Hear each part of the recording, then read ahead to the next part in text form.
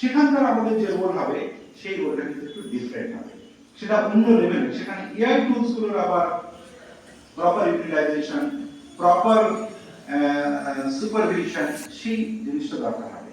ফলে আমাদেরকে ওই স্কিলটা শিখে নিতে হবে, তবেই কিন্তু আমরা ওই সময়ে আমরা রেলিভেন্ট থাকতে পারবো এবং আমরা নলেজ ডিস্ট্রিবিউশনের যে প্রক্রিয়া সেই জায়গাতে আমরা প্রপারলি রোল প্লে করতে পারবো।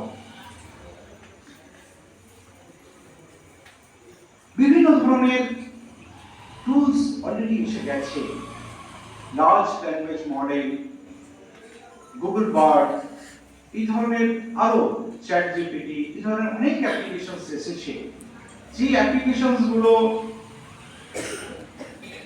ক্রিয়েটিভ ওয়েতে তারা অনেক আমাদের হেল্প করতে পারে।